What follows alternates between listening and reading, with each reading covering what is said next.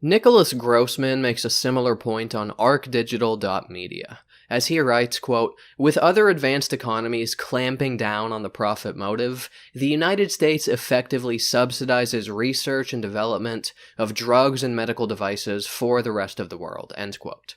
Ryan Huber, also on Arc Digital, elaborates further on this point. Quote, "Our healthcare market is relatively freer and more dynamic than those of other developed countries.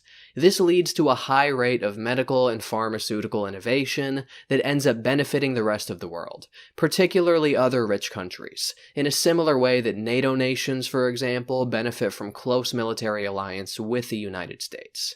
In short and somewhat reductive terms, we spend more money so everyone else can be healthier," end quote.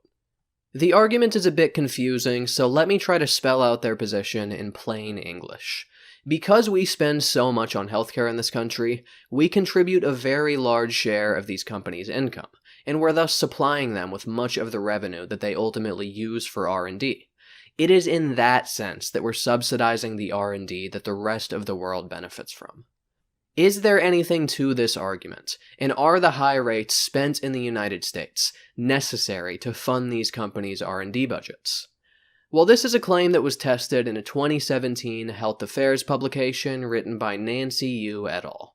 As they write, quote, "The pharmaceutical industry often explains that the higher prices they charge in the US provide them with the funds they need to conduct their high-risk research.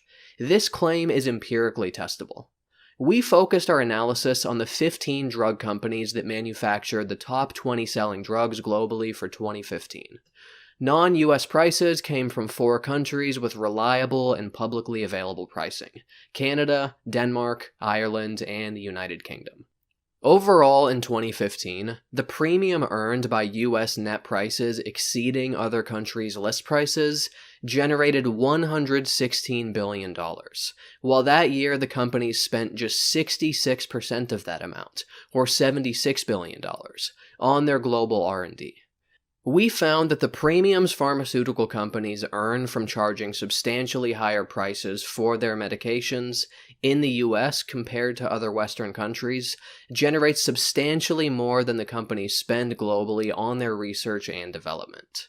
This finding counters the claim that the higher prices paid by US patients and taxpayers are necessary to fund research and development. Rather, there are billions of dollars left over even after worldwide research budgets are covered," end quote. Well, that about settles it. But just for good measure, let's look at some more data on this question, courtesy of the organization Public Citizen.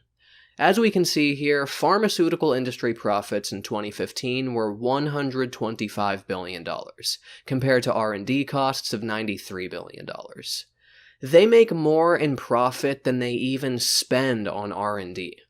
By the way, don't make the mistake of subtracting R&D costs from their profits, because R&D is obviously a business operating expense, and profits are what come after expenses are paid. This data proves 2 things. Number 1, prices could be reduced significantly in the United States, and these companies would still be able to fund their R&D and make a hefty profit. The second thing this data proves is that profit seems to be a higher priority to these companies than increasing R&D funding.